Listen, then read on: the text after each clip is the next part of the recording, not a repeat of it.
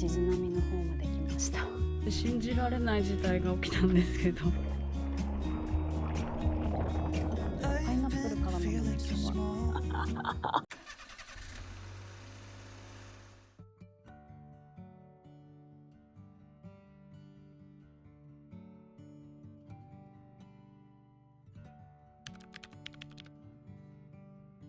はーい、こんばんは。今ですね、車中泊をしております。で、実はですね、今日リゾートバイト終わって、伊豆の方から3時間運転して静波の方まで来ました。めっちゃ疲れた。で、ちょっとさ、今日ノンアルコールなんですけど、でもなんかちょっと飲みたい感じだったからさ、もう今多分12時前、もう12時前なんですけど、はい、ちょっと飲みたいと思います。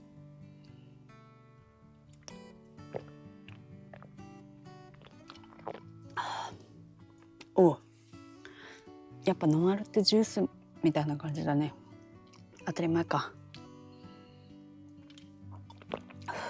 で、リゾートバイトがさ、明日と明後日お休みなんですよ。だからさ、今回ちょっと2泊しようかなと思ってて、結構ギリギリまでどこ行くか迷ってて、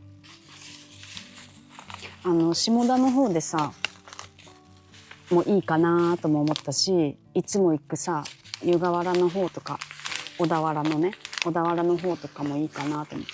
今日サラダチキン買った見えないか。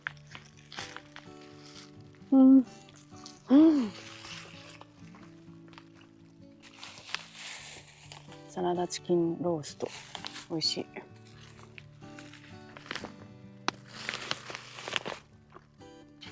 かちょっとさ茅ヶ崎とかさあっちまで行こうかなとも思ってたんですけど、茅ヶ崎の方はね明日多分波がなさそうな感じで逆方面に来てみました。静波の方へ。でさ、静岡のリゾバが終わったらこっちに来ることも多分ないと思うからさ、しばらく。だからこっちで入ろうと思うんですけど、実はさ動画の頻度的には落ちてないっていうか、まあちょっとリゾートバイトしだしてさ、ちょっと週1回ぐらいのペースになっちゃってはいるんですけど、実はさ明日一応海入る予定で、1ヶ月ぶりの海なんですよ実はね。ほんとさ毎日のように海行く予定だったんですけど、なんかゴールデンウィークの時が忙しかったのもあったし、なんかちょっとこれはめちゃめちゃ長くなっちゃうかもしれないんですけど話したら、なんか私2、3年ぐらい前からさ自分と向き合うっていうことをめちゃめちゃやってて、最近ね私が結構しんどい思いとか、なんでこんなことが起こるんだろうっていう思いをする根本的なね原因の一つに、私の自己肯定感が低すぎることがあるなと思って。私めちゃめちゃ自己肯定感が低いんですよ。でなんかさ自己肯定感って、まあ、何かっていうとさ、なんか自分を好きになるとかさ、そういうのはなんかまあよく聞くと思うんですけど、なんかそれだけじゃなくて、どんな時の自分もさ、なんかやっぱさ、なんか私のこういうとこ嫌だなとかさ、なんかこういうとこ変えたいなって思うとこってあるじゃん。みんなあると思うんですけど、それすらもそれも私の一部だよねってちゃんと認めてあげるっていうのが、まあ、自己需要っても言うんですけど、それが一番本当に大事だったなって。なんか私言葉では分かってたけどさ、なんかやっぱさ、なんかゴールデンウィークの時とかめちゃめちゃ寝ちゃってたんですよ、仕事で疲れてさ。で朝海行けなくて自己嫌悪みたいなね感じになってたけど、まあ、今は体が疲れてるから仕方ないよねっていうことをちょっとずつ自分でさ声に出して言ってあげるようにしたんですよね。で私はね結構自分自身を雑に扱っっていたなっていうことに気づいたから、もう自分をちゃんと大切にしようと思ってね、どんな自分でもちゃんとさ全肯定してあげる。何が起きてもさ、そうやって朝起きれなくてもさ、自分を全肯定してあげるっていうことを1ヶ月ちょっとやってきてたんですよね。そしたらその1ヶ月さ、すごい体がなんかしんどかったの、重くて。でなんか朝も起きれないしさ、なんかだるいなって感じで、海にも行きたい気持ちにもなれなくてさ、まだ寒かったのもあったし、そしてさ、なんか自分を大切にしようと思ってやってたら、すごいね、っていう、なんか今までされたことない優しい対応をされるようになったりとかしたんですよ。でそれはね、もう本当に初対面っていうかさ、なんていうの、なんか例えばスキマバイト働きに行った時にさ、ものすごく優しく教えてもらったりとかさ、そんなの当たり前かもしれないけど、そんな優しく教えてくれるんですかっていうぐらい優しい人とかいたんですよ。で、あ、自分を大切にするとこうやって大切に扱われるのかっていうのがね、だんだんなんかこう分かるようになってきたんですよね。そしたらさ、それと同時にやっぱりさ、今回ちょっとごめん、なんか Vlog っていう感じじゃなくてさ、めちゃめちゃなんか喋り出しちゃったんですけど、あのなんかさ、スピリチュアルとか好きな人はさ、結構聞いたことあると思うんですけど、お試しがね来たんですよ。なんかお試しってさ、自分がこういう風にしようって思ったら、それをさ、本当にそれをやる覚悟があるのかっていう試されるような出来事が起こったりとかすることをお試しって言うんですけど、なんか私さ、そうやって自分を大事にしようと思ってさ生活してたらさ、めちゃめちゃ私のことを雑に扱ってくる人も同時に出てきたんですよ。それ大切に、なんかめちゃめちゃ優しくしてくれる人が出ると同時に、めちゃめちゃなんか雑に扱われたりさ、理不尽な対応されたりとかっていうのも何人かポツポツ出てきたんですよ。で、今までだったら我慢したりとかさ、相手に合わせたりとかしてたんですよね。でもいや、これは私は自分を大切にする行動を取ろうと思って、今までと違う行動をとってみたんですよ、その相手に対して。で、そしたらさ、私結構最近ね、その朝起きれなかったりとか、体もそうだしストレスとかさ、精神的にもさ疲れてた問題が2つあってね、大きく分けて。でそのうちの1つ、もうこれちょっと詳しくは話せないんですけど、1つの方は今までと違う自分の対応を取ったらさ、めちゃめちゃなんかうまくいったんですよ。でそれはでもさ、やっぱり同時に今までと違う行動を取るから、すごいこう心地悪いっていうかさ、こんなことしてよかったのかなみたいな、なんか後悔するっていうかさ、やっぱり今まで通り我慢しとけばよかったなって、その瞬間は結構思ったりとかしたんですけど、いい方向に転換していったんですよ、その後。で、やっぱり自分を大事にしていいんだっていうかさ、私って結構価値があるのかもしれないっていうのをちょっとずつさ、また思えるようになってきたんですね、そのうまくいった方の出来事は。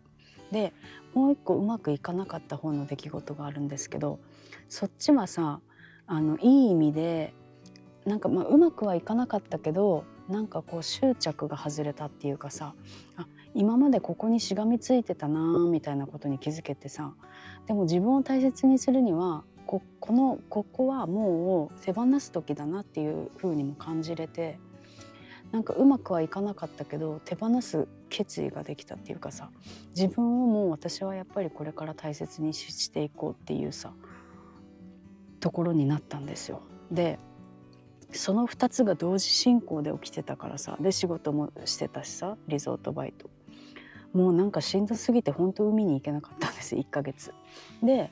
その両方が、片方はうまくいって片方は失敗して、それがなんか同時に本当に同じぐらいのタイミングでなんか片付いたって感じなんですよ今。そしたらやっぱりさ、やっとなんか海に行きたいっていうさ気持ちになってさ、で明日行く予定なんですけど、なんかねこの1ヶ月マジでマジでしんどかったお試し、めちゃめちゃお試しだった。あとさ、私さ、スピリチュアルあれなんて言うんだろうな、キコさんっていうね、私めちゃめちゃ大好きな YouTuber がいて、キコさんはさ、バンジーってよく言うんですけど、なんかさ、自分が本当やりたくないけどやらなきゃいけないことってやっぱあって、それをバンジーってさ、もうちょっと詳しく説明しないと分かんないと思うけどさ、バンジーって呼んで、それをバンジーをすると、それもさっき言ったみたいな、うまくいくかうまくいかないかは分かんないけど、その後のね、その後やっぱ良くなっていくとかってさ、いう感じ。ごめん、ちょっと何か説明が全然できないんだけどさ、いや私結構バンジーしたなって今回。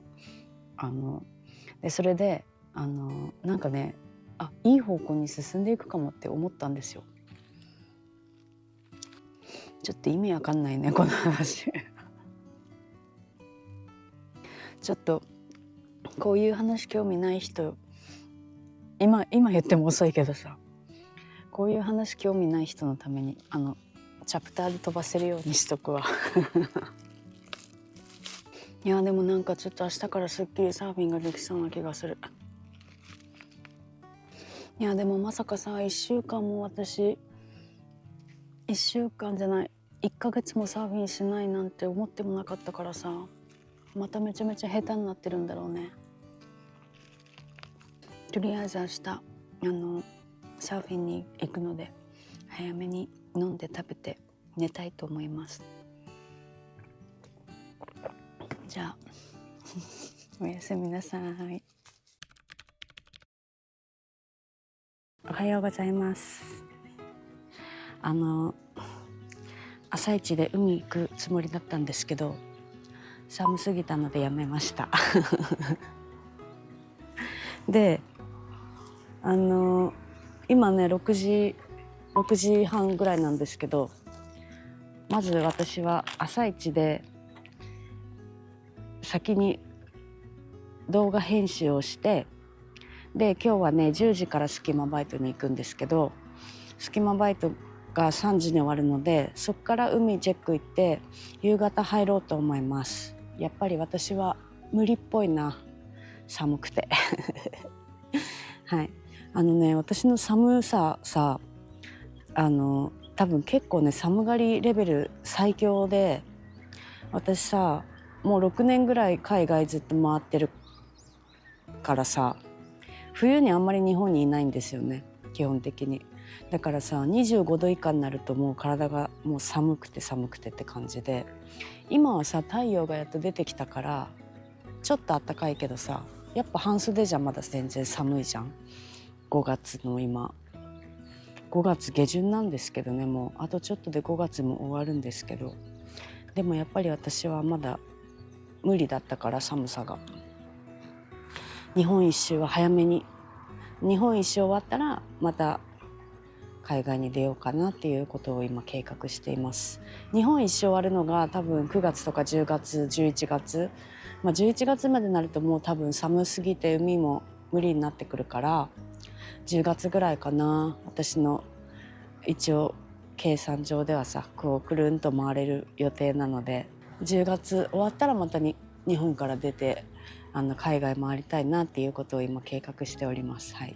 ということで朝ごはんをね、これ昨日さ夜中に買ったら割引でさ、これを食べるんですけど、でもカフェも行くからさ、米田コーヒーで定番の朝ごはん食べながら動画編集したいと思います。はい。ここめっちゃいい、なんかめっちゃいい感じの外に椅子があってさ、なんかめちゃめちゃ目腫れてるよね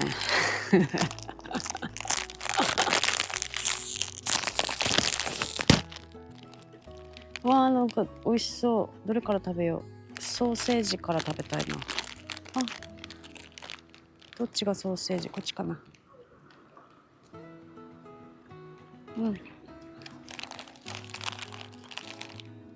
寒いな、なんかやっぱ。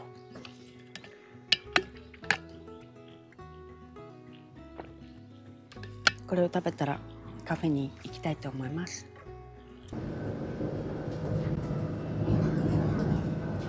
なんか最近さ、バリ島のね、オールインドネシアのさ、バリ島っていうかインドネシアの入国の時の手続きの動画がさ、なんか結構見られてるんですけど、みんなバリ島行くのかな、これから。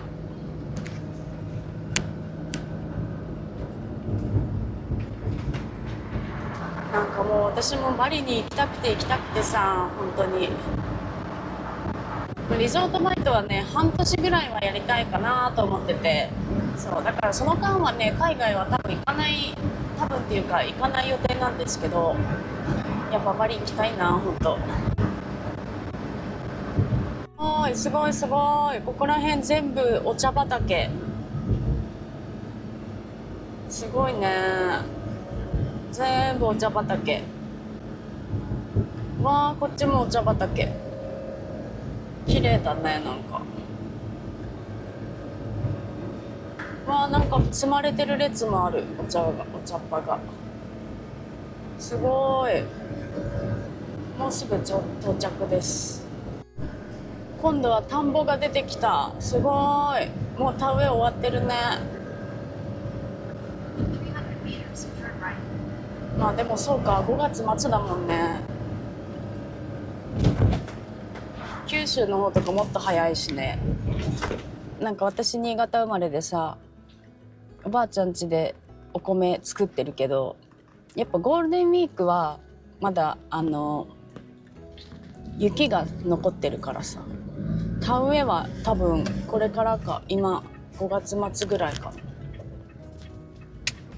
わあ、なんか急に大都会に来た。もうすぐ、あったあった、ありました。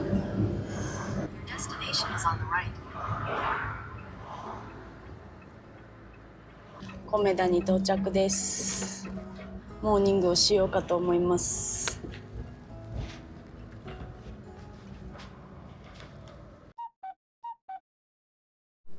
はい、今カフェタイムが終わりました。今から私はお仕事に向かいたいと思います。今日は5時間だけ働いて、その後海に入ります。そしてやっぱり昼間になると暖かくなるね。私やっぱ早朝がまだ無理っぽいので、今日はね、空港の近くで働くんですけど、それが終わったら海に入りたいと思います。1ヶ月ぶりの海に。で、明日はね、もう隙間バイトせずに一日ゆっくり過ごしたいと思うので、サーフィンも長めにできるかなと思うんですよね。せっかくずっと働き詰めできたからさ、この1ヶ月2ヶ月ぐらいだから、明日はちょっとゆっくりしたいと思います。はい、こんにちは。隙間バイトが終わったので海に来てみました。まだあんまちゃんと見てないんですけど、入ってる人いっぱいいる。とりあえずでもなんかロングの人ばっかりかな。やっぱなんかちょっとちっちゃいね。とりあえず今日は入ります今日は入ります。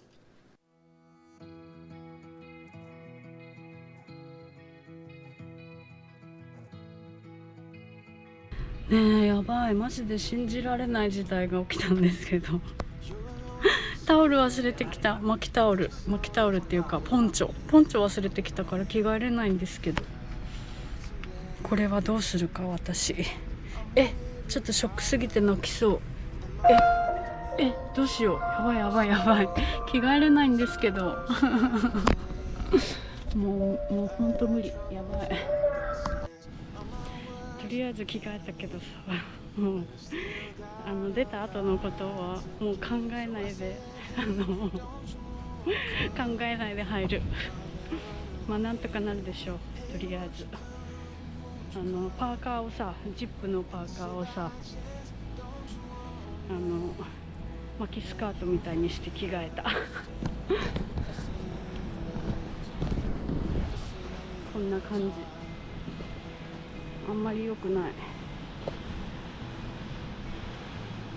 とりあえず1ヶ月ぶりだからリハビリしてくる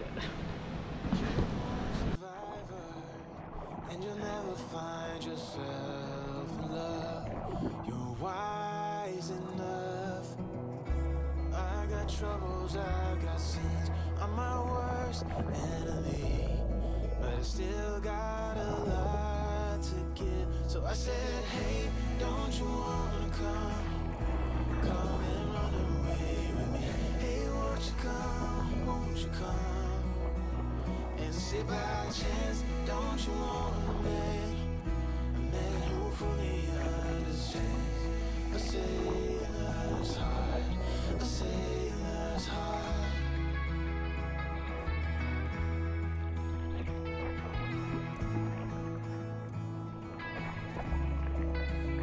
So I said, hey, don't you wanna come and run away with me? Hey, won't you come, won't you come?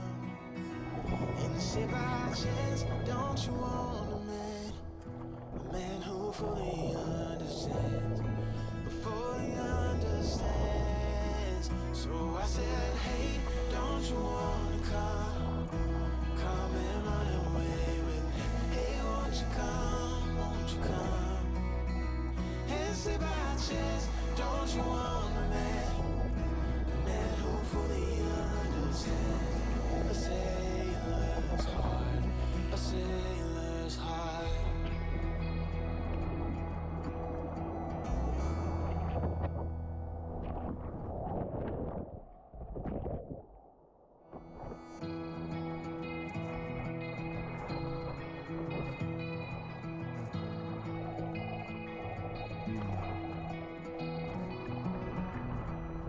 You're a lonely sailor, and your soul is made of wind and rain, doubts and blame. I'm a weary pirate, and my heart is made of dust and grain, and spoiled champagne. I've got troubles, I've got sins, I'm my worst enemy, but I've still got a lot to give. So I said, hey, don't you wanna come and run away with me? Hey, won't you come, and say by chance, don't you want a man who fully understands a sailor's heart. はい、終わりました。ねえ、なんかさ、私日本帰ってきてからさ、どんどん下手になってるよね。なんか全然まともなのに乗ってない、日本に来てから。やばい。やっぱパリに帰りたいね。でもさ、日本でもさ、上手い人がいっぱいいるってことはさ、みんなやっぱこの波でやってるのに、ちゃんと頑張るね。寒いけど。やっぱ寒いのが一番しんどいよね。半袖の人とかいたけど、寒い。1ヶ月ぶりのサーフィンできてよかった。いやー、なんかほんとなんか精神的にさ参ってた1ヶ月だったからさ、いやー楽しかった。今日の夜ご飯何にしようかな。なんかさ、食べたいのちょっとあったんですけど、でもやっぱお酒も飲みたいから、やっぱり車の中で持ち帰りして、車の中でしようかな。はい、疲れました。ねえ、今思い出したんだけどさ、見て、今日のタイミーさ、洗い場だったんだけどさ、エプロン持参だったからさ、明日このエプロンをポンチョにして着替えるわ。そしたら今日よりマシで着替えれそう。今日はさ、このパーカーをさ、チャックして腰こうやって巻いてさやったんだけどさ、まあなんとかなったけど、まあとりあえず着替えれたからよしにしよう。ほんとなんかほんとさ、昨日さすごい早く準備が終わったんですよ。出発前の準備が。やなんか仕事前にも準備してたけどさ、なんか今日めちゃめちゃスムーズに準備できたなみたいな感じだったからさ、なんか忘れ物してたら嫌だなとか思ってたら忘れ物してたわやっぱ。とりあえず温泉行こうかな。お腹すく前に行っとかないとさ。さっきタイミーの後おにぎり2個だけ食べたんですけど、もうお腹すいた極限まで。でもお風呂先入らないとさ、お酒飲んだ後お風呂入り行けないじゃん。だからちょっととりあえず温泉探して温泉入り行こう。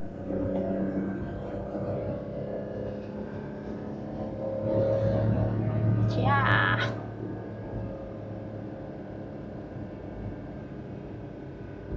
ー、あと5分ぐらいなんですけど、この辺はなんか工業地帯なのかな。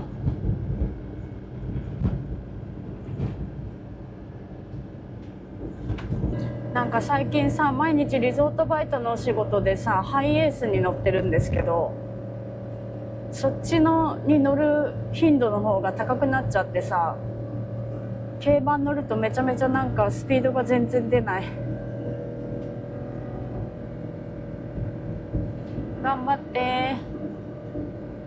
しかもさ、なんか伊豆ってさ、結構道路が全部一本道で、みんななんかすごい急いでる人ばっかなんですよ。だからさ、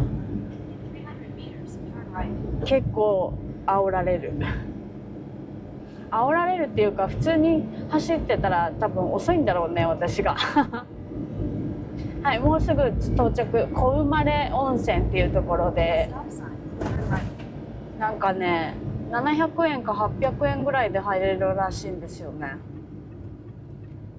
で大型連休とかなんか休日だと多分1100円ぐらいかかるみたいなんですけど、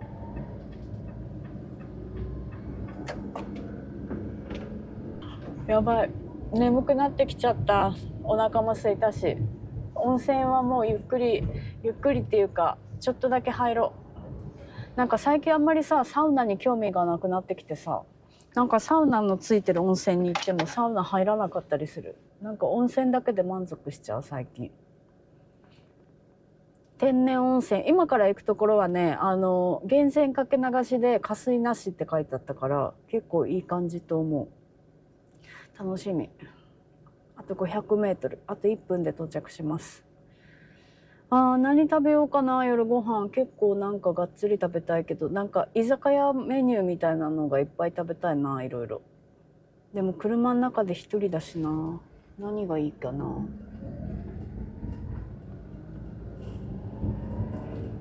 なんかスーパーとか行ってみようかな。お店のじゃなくてスーパーで良さそうなのなんかないかな。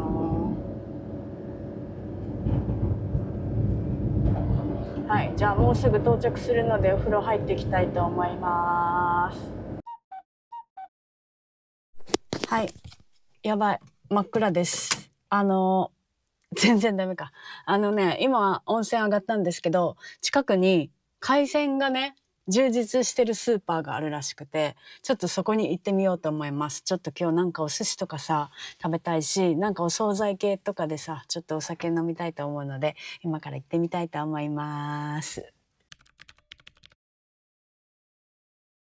はい、車中泊2日目なんですけど、今日のご飯やばいです。ちょっと暴飲暴食パーティーみたいになっちゃったんですけど、なんかさっきさ行ったんですよ、お魚がいっぱい置いてあるスーパーに。そしたらさ、閉店もう超ギリギリで30分前に着いて、もうガラガラだったの。もう何にもなくて売り切れてて、で結局私が見つけたのはじゃん、枝豆。半額だった枝豆と、あとこの豚カルビチャーハンと唐揚げ。唐揚げはさ、アルミの袋でそのままチンできなかったから、これに入れ替えてチンしてきたでパインの、見えないね、パインのどこに置いたら見えんの、これパインチューハイとレモンサワーと、なんとレアチーズタルト。やばいよね、これを一人で全部食べたいと思います。ちょっとめちゃめちゃいっぱい買っちゃった。なんか今日めちゃめちゃお腹空いてる。パイナップルから飲むね今日は。いただきます。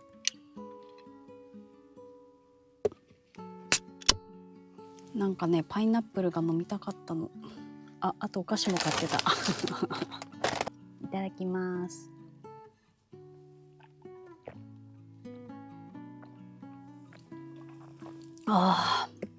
美味しい。美味しい。しかもねこれねこのまんまさこれが袋になるらしい。袋じゃなくてお皿にここから開けるんだって。めちゃめちゃいい匂いする。なんかどっかにご飯粒落ちちゃった。めちゃめちゃいい匂いする。こんな感じ。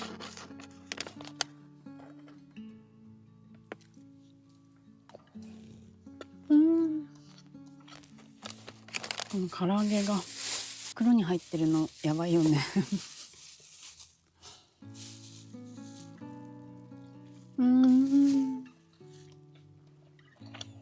なんか本当はさお寿司食べたかったんだけどさ、お寿司が本当に全然なくて、マグロのたたき、ネギトロのマグロのたたきだけがあってさ、それはちょっとなぁと思って。でも枝豆食べれるの幸せ。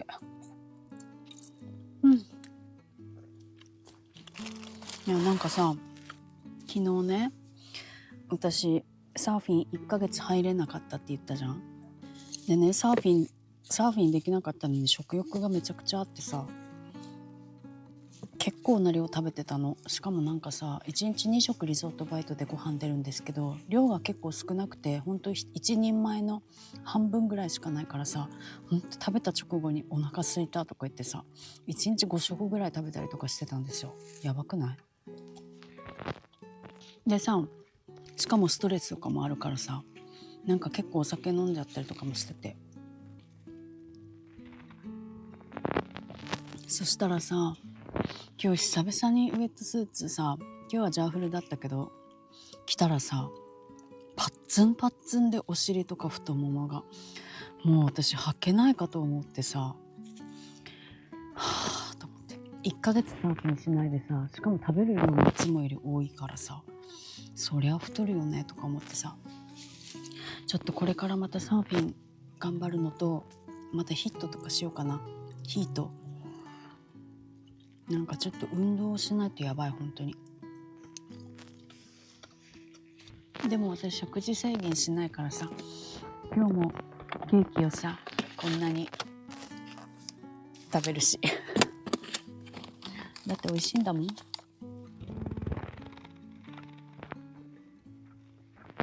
でも明日からさまたサーフィン再開したらちょっと痩せる気がする。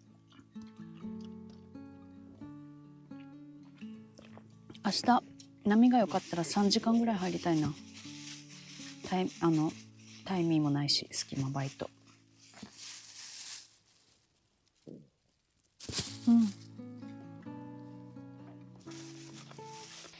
なんかねバローっていうスーパーに行って、なんかこの唐揚げさ、これ竜田揚げだったんですけど、1袋このさ冷凍食品のあれをもう1個そのままこれに移し替えてチンして、多分8個ぐらい入ってたかな。どうしても唐揚げが食べたくてさ、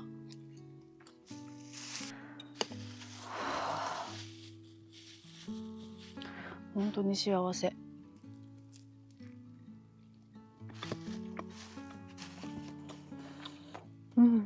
なんか静波にさめちゃめちゃ気になるカレー屋さんがあって、でそこのカレー屋さんさ火曜日が休みだったんですよ。だから明日休みで今日は私さ隙間バイトで営業時間の間に行けなかったから、残念ながらそこのカレー屋さんは行けないまんま終わっちゃいます。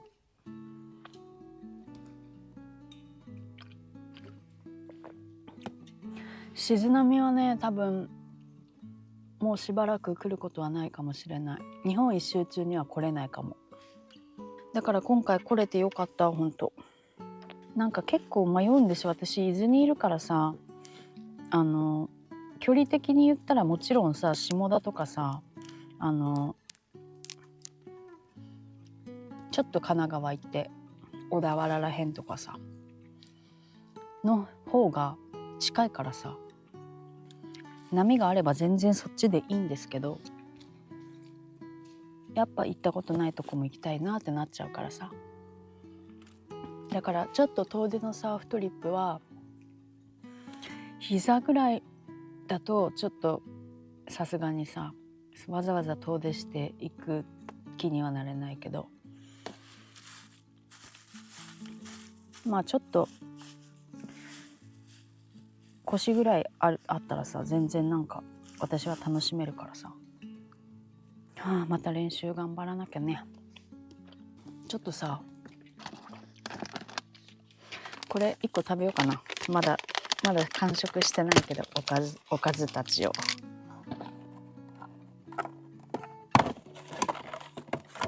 だってこれ絶対美味しいじゃん。レアチーズタルト。これどうやって食べたらいいかな。このまま手で食べた方がいい気がする。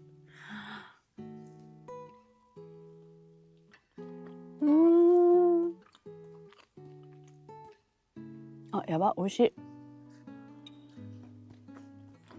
なんかスーパーでたまにあるじゃん、これ。買いたくなっちゃうよね、やっぱ。やばい、美味しすぎる。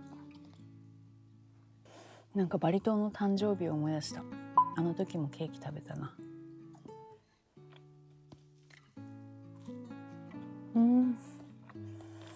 ちょっとやばい、美味しすぎるんですけど。最高です。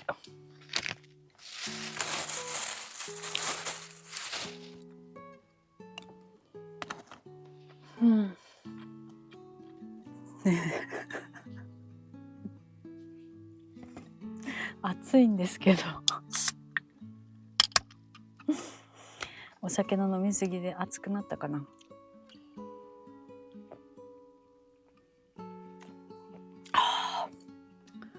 うわー、美味しい。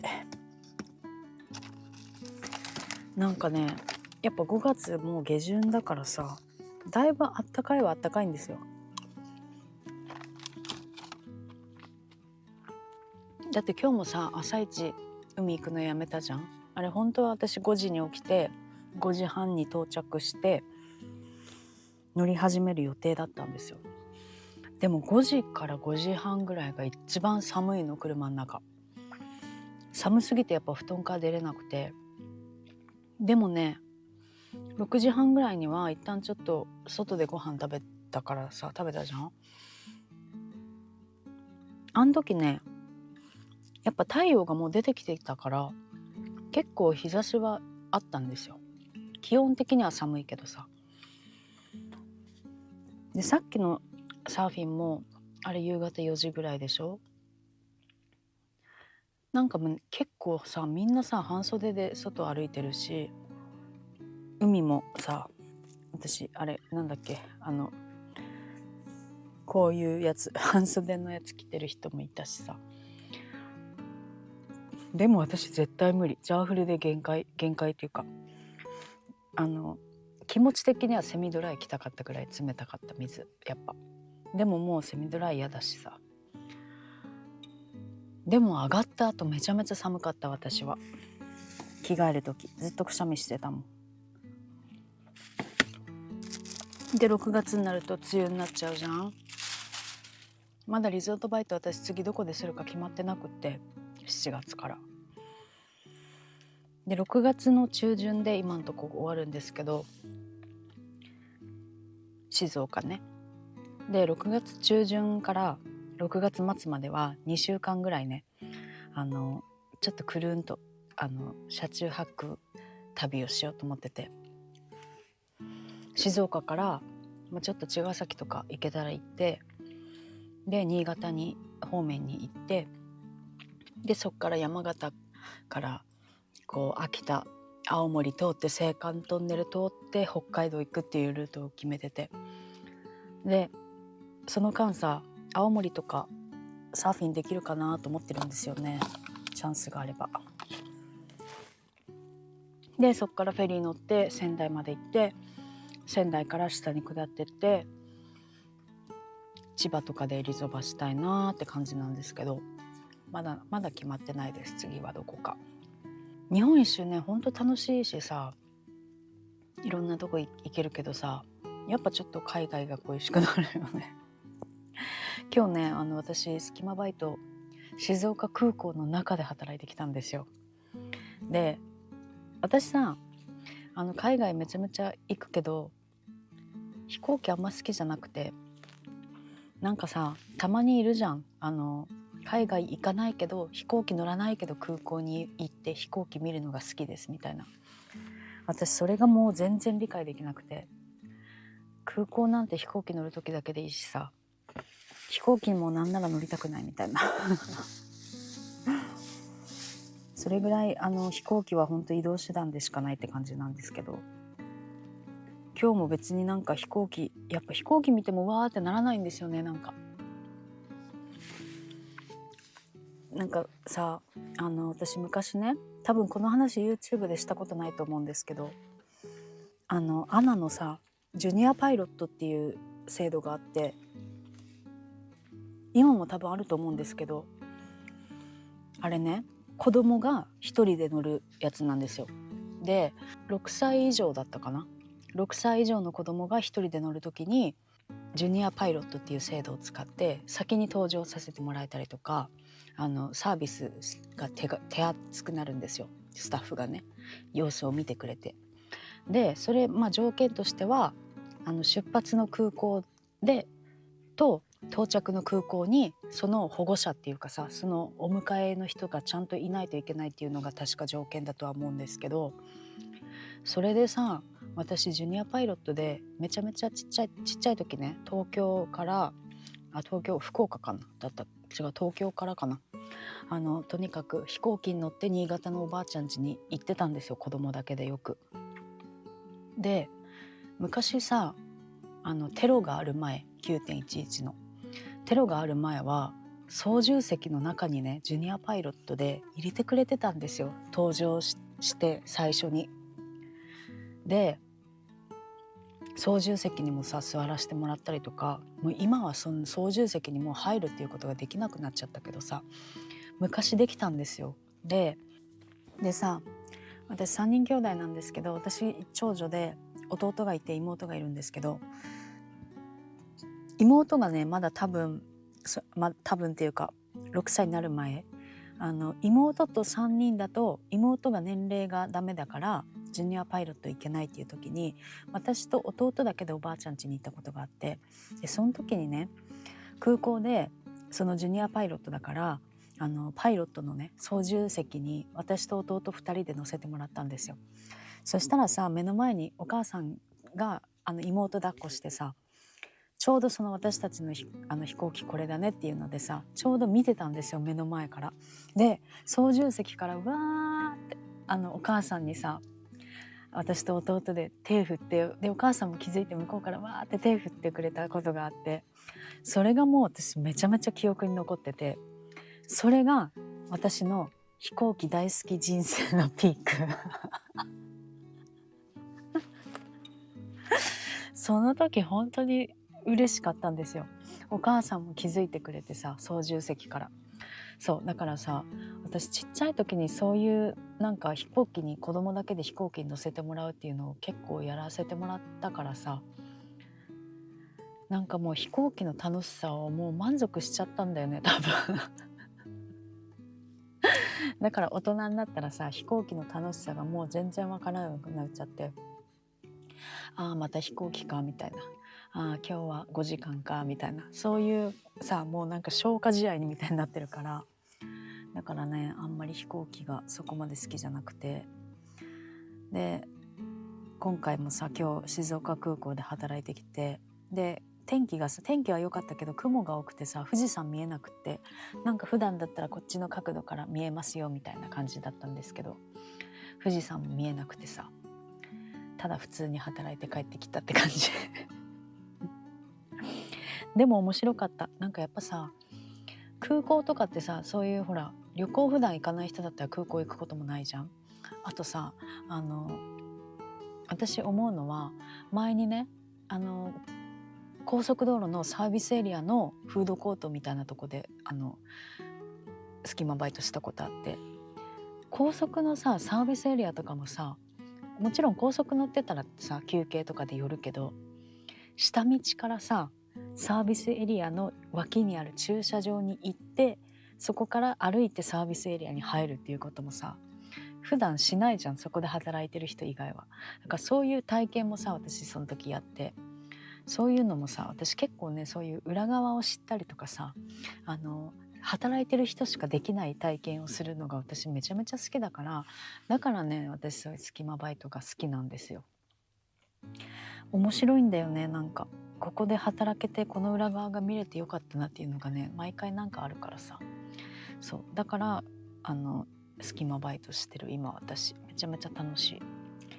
だから日本一周ともさ相性いいから、ぜひね興味ある人はやってみてほしいなって思います。前回もさ言ったけど、私本出してるしさ、なんかやってみたいけどまだやったことないとかっていう、なんかちょっと勇気が一歩踏み出せないみたいな人は、そうやってなんか本読んだり、私の YouTube でさ、あこんな感じなんだなみたいな、スケジュール的になんかそういうのを参考にしてもらえたら嬉しいです。はい。なんかもうちょっと私お腹いっぱいになってきたけど、あとはもう私動画撮らずに黄昏ながら食べるわ。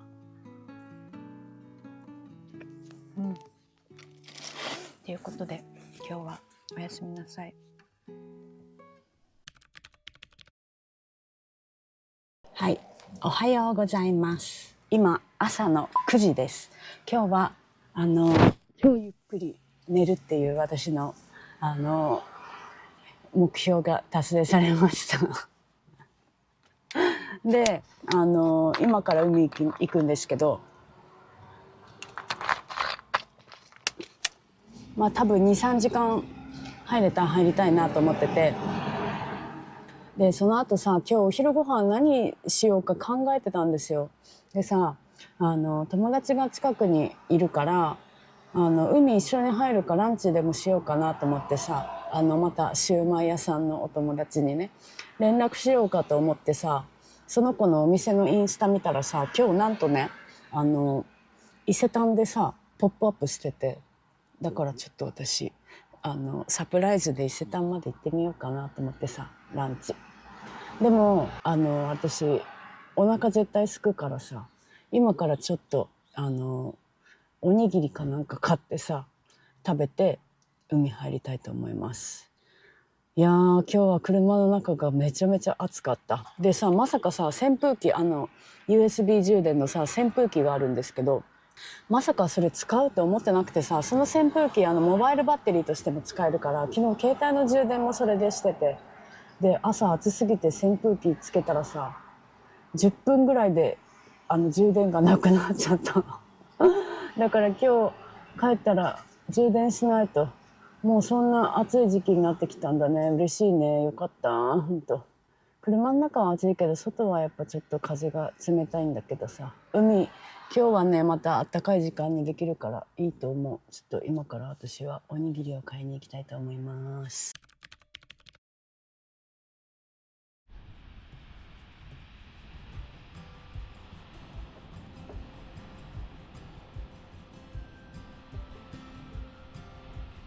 はい、今から入っていきたいと思います。Take the step.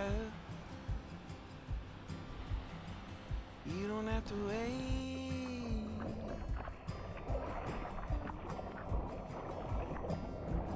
Lose that breath. You don't gotta change.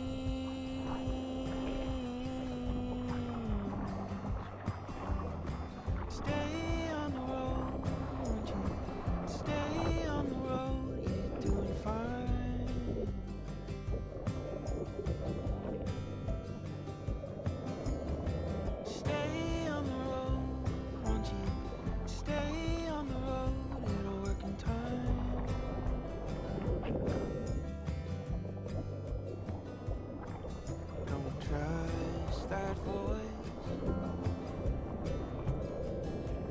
let her speak.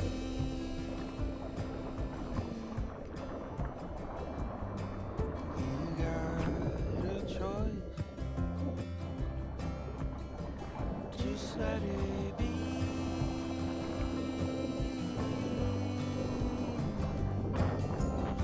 Stay on the road, won't you?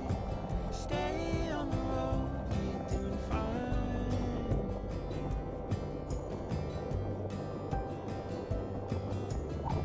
Stay on the road, won't you? Stay on the road, it'll work in time. Stay on the road.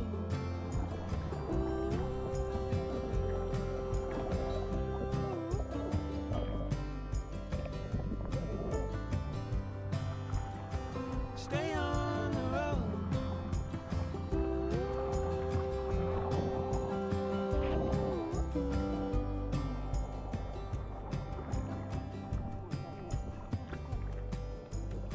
Stay on the road, won't you?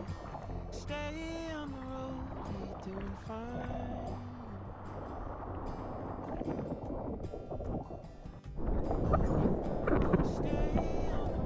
ねえ、やばい、マジで寒さの限界だった。なんかさ、シーガルの人とかいてさ、みんな寒くないのかなみたいな。もう私最後の1本が30分ぐらい来なくてさ、もう上がった。今日全然濡れてない。私この板買ってから1回もなんかめちゃめちゃ良かったやつまだ1本も持ってないんですけどとりあえず寒い。はい、ですね、海終わってすごい天気が良かったからさ、ワックス履いたそしたらさ、お腹がもうなんか空きすぎちゃってさ、温泉行ってる体力ないからさ、エネルギーが。だからもう今から伊勢丹に向かおうと思うんですけど、伊勢丹までさ1時間かかるんですよ。で1時間かかったらもう1時になっちゃうから、今からちょっと向かいたいと思います。なんかちょうどさ、私カレーが食べたくてさ、カレーほら昨日さお店開いてないって言ってたじゃん。だからカレー食べたいんだけどさ、どうしようかなと思ってさ、ちょうどさ、その友達のシューマイ屋さんのお友達のとこ前カレー屋さんをやってたの。だからカレーがさめちゃめちゃ美味しいらしくて食べたことなくてさ、多分伊勢丹のそのポップアップでカレーも売ってると思うんですよ。だからカレーが食べたい私は。っていうかさっきさ GoPro でさ、GoPro でっていうかこけた時にさ、多分板がそこに当たって、その時に GoPro がなんか画面が傷ついたかもしれない。でレンズのさ、撮影部分のレンズは大丈夫だけど、表示が見えるところ、表示が見えてるところがちょっとなんか傷ついてる気がする。でもこの GoPro ももう買ってから2年弱ぐらい頑張ってくれてるからね。もうちょっとしたら違うなんだっけ GoPro じゃなくてさ、もう一個違うやつにしてもいいかな。なんかちょっとまだだけどさあちょっとお腹空いたよ。ほんと1時間のドライブか。頑張ります。友達びっくりするかな。まあ私がまだ静岡にいることは知ってるんですけど、とりあえず行ってきたいと思います。はい、もうすぐね着くんですけど、どっちかな、こっちだね。伊勢丹の駐車場じゃなくてパーキングに止めようと思ってて、もしそこでさカレー売り切れてなくてちゃんと買えてチームもできたらさ、すぐ近くにあるとこでなんかお城みたいなとこがあるから、そこで食べれたらいいなと思ってさ、最大料金のあるパーキングがあったから、そこに止めようと思います。やばい、大都会に来てしまった。3車線2車線やばい。しかもなんかね、めちゃめちゃ変な運転の人がいっぱいいるから気をつけないといけない。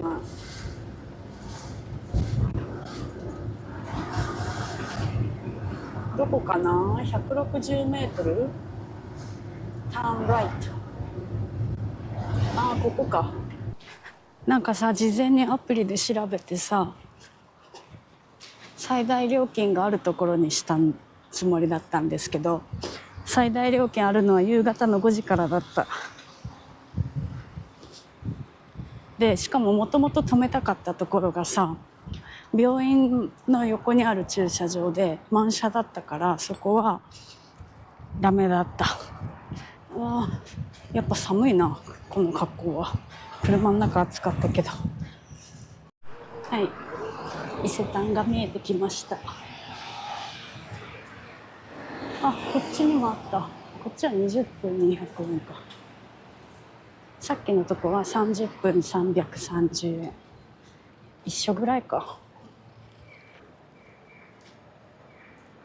なんかやっぱ画面がおかしくなってるわ、 GoPro の。これ今ね、水滴が入っちゃってる、ちょっと。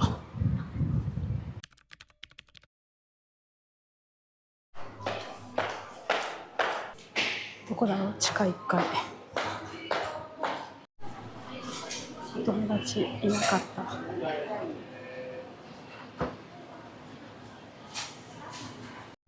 これを買ったよ。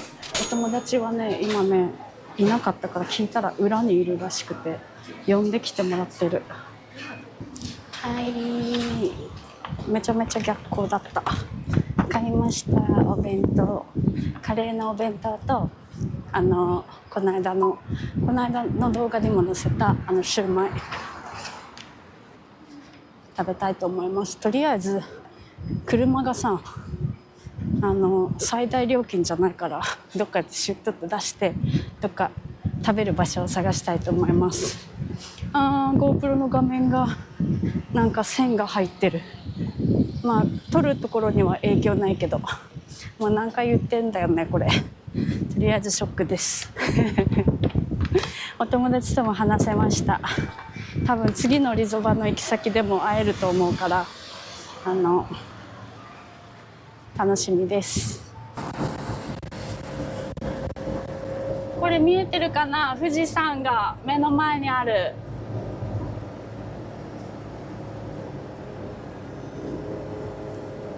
やっと見れた、今日も富士山。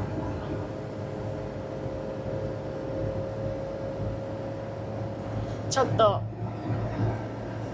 伊勢丹の近くさ、静岡駅のとこさ、都会すぎてさ、車止めれるところが全然なくて、だからもう結構こっちまで走ってきてて、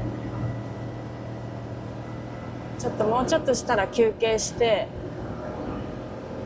お弁当食べる。もう3時になっちゃったもうお腹が空きすぎてやばい。富士山こんにちは。さっきのカレーさ、レンジでチンしてきたんですけど、もうあったかくないかもしれない。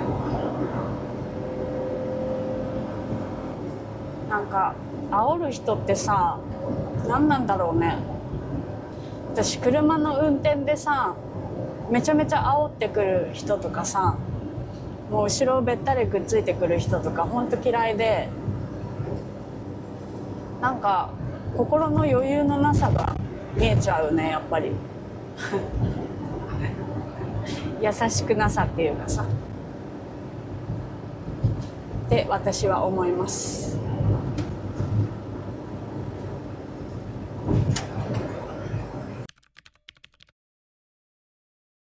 はい、ちょっと休憩したいと思います。やばい、めっちゃ眠い、疲れました。お腹空いて倒れそう。さてちょっとどうかな、カレーさんは。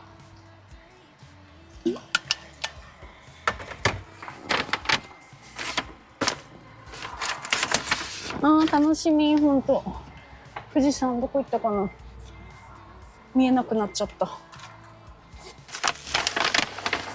やばい、楽しみすぎるんですけど、カレーこぼれないようにしなきゃね。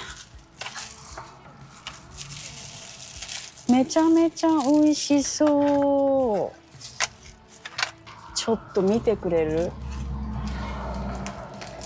じゃーん。カレーはね、かぼちゃと、なんて言ってたっけ、ホタテ？しかもこっちはさ、ナスとかさ、ポテトとかさ、いろいろおかずも入ってる。で、シューマイ。じゃーん。いただきまーす。めちゃめちゃ美味しそうなんですけど。あ、写真撮らなきゃ。いただきます。もうお腹すきの限界が来ました。うわー、かぼちゃ嬉しい。美味しそう。持って食べた方がいいね、絶対。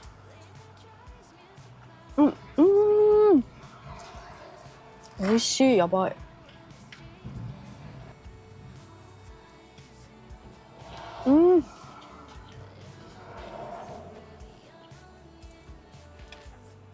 美味しすぎる。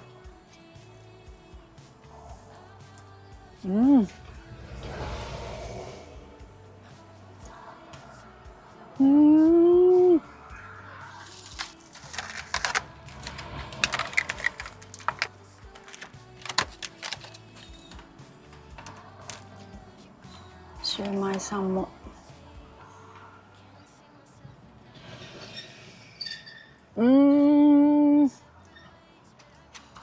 前も食べたけどさ、ほんとこのシューマイ美味しすぎ。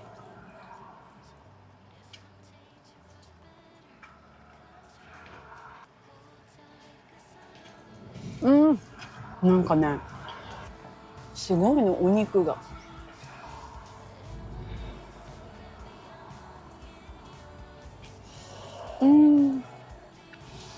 ほんとさ、静岡に来たら行ってほしい。今日はさ、伊勢丹でポップアップがあったから伊勢丹で買えたんですけど、普段は三保の松原っていうさ、清水のところにあるから、静波からだと1時間ぐらいかかるんですよ。伊勢丹も静波から1時間ぐらいかかったけど、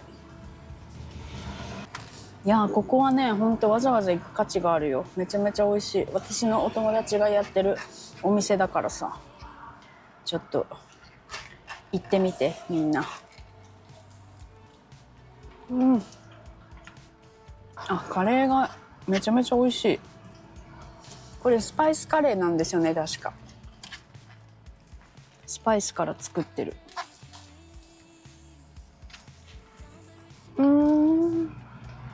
なんかさ、このポップアップでは冷凍のシューマイとかカレーとかも売ってたからさ、冷凍で買いたい人は冷凍でも買える。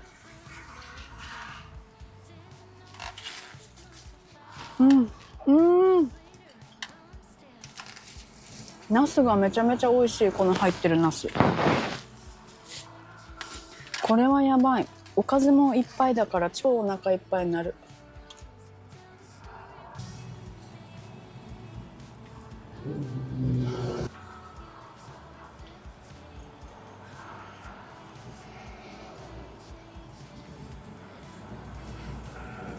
ちょっとほんとこのシューマイがやばい。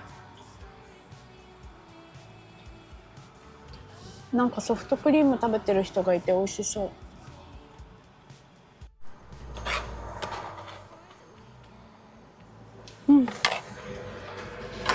うわ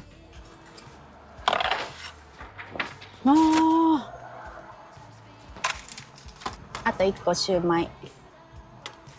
やばい、お腹いっぱい。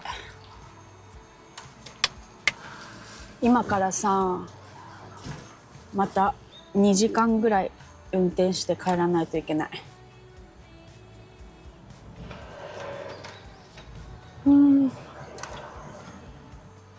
いや、でも楽しかったな。波は微妙だったし、私1ヶ月ぶりで全然だったけど。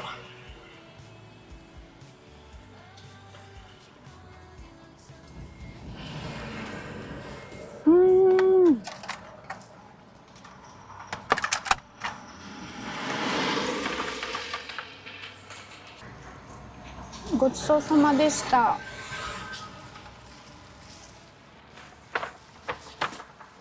美味しすぎて大変でした。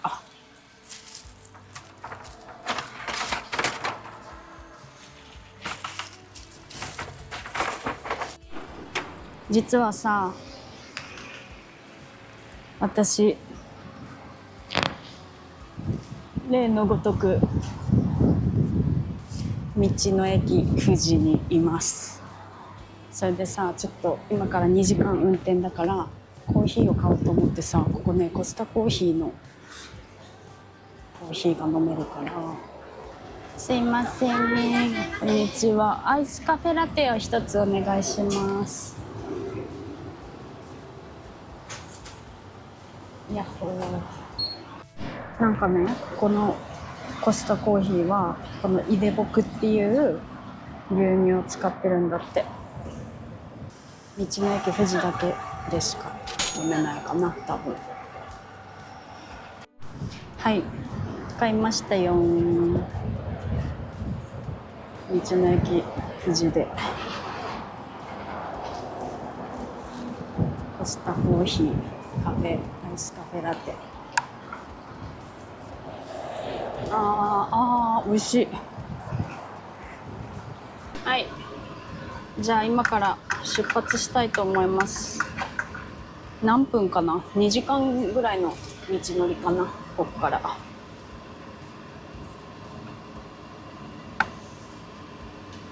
美味しい。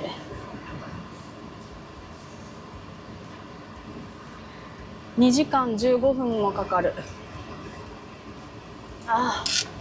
なんかさ、私去年ぐらいからさ、ずーっとなんか眠くて仕方ないみたいな、スリランカいた時ぐらいからさ、ずーっと眠くて仕方なくて、なんか結構ストレスとかストレスか私が今レベルアップしてる最中かと思ってたんですけど、なんか普通にさ、多分砂糖の摂りすぎとグルテンの摂りすぎも結構あるのかなと思ってて、で最近ね、リゾートバイトの時もなんかもうめちゃめちゃ眠くて、でなんでかって言ったらさ、今私の寮さ、キッチンがないから自炊ができないんですけど、お湯とかもないからさ、ケトルしかなくって、なんかケトルの使い方としては多分ダメなんだけどさ、ケトルの中にパスタ入れてさ、パスタ作って食べてるんですよ。もうそれしかできることがないから。それでさ、多分結構グルテンの摂取量がかなり多くなってて、まあなんか今日とかも昨日とかもパン食べたりとかしてたけどさ、とコーヒーは私いつも甘いカフェオレ飲むんですよ。であとは最近さ、ちょっとなんか甘いおやつがやっぱ欲しくなっちゃってて、結構食べてたんですよね。だから多分それが原因じゃないかなと思って、ちょっとグルテンと砂糖をまあ完全になくすまではさできないけどさ、お弁当とかもあるからさ、まあでもお弁当はご飯だからまあいいんだけどさ、ただできる限り減らしてみようと思ってさ、そのパスタ生活をちょっとやめて、ご飯をね炊いてみようと思います。炊飯器をお友達にもらったんですよ、ちっちゃいやつで。炊飯器はあるけど冷蔵庫しかなくて、冷凍庫がないからご飯をさいっぱい作りだめとかもできないし、あとキッチンがないからふりかけご飯ぐらいしかできないんですよ。だからその辺まあちょっといろいろ工夫しながらやってみようかなと思ってて、で今もこのカフェラテは砂糖なしにしました。いや砂糖なしでも美味しいんだよね。なんかやっぱ欲する時っていうのはストレスがある時なのかな。まあ砂糖ありも美味しいけどさ。はい、ということで今から2時間かけて頑張って出発したいと思います。じゃあ富士山さようなら。さようなら富士山。本物の富士山はどこかな、隠れちゃった。あの辺だと思うんだけど。あった、あそこにある。見えないね、これかな。なんか富士山の近くってやっぱ雲が多いよね。見れない時が多いもん。本物がちょっとだけ見える。じゃあね、バイバーイ。はい、今またちょっと道の駅でトイレ休憩してるんですけど、あと1時間ぐらいかかります。いやーなんかめちゃめちゃ疲れた。でも車中泊でさ2連泊してもさ、体的にはね疲れない。全然なんかほんと家で寝てるのと変わらない。全然マットレスも分厚いしさ。はい、今からちょっと頑張って帰りたいと思います。あとちょっとということで、今回も最後まで見ていただいてありがとうございます。この動画がいいと思ったらチャンネル登録や高評価、ハイプもよろしくお願いします。ではまた次回の動画でお会いしましょう。さようなら。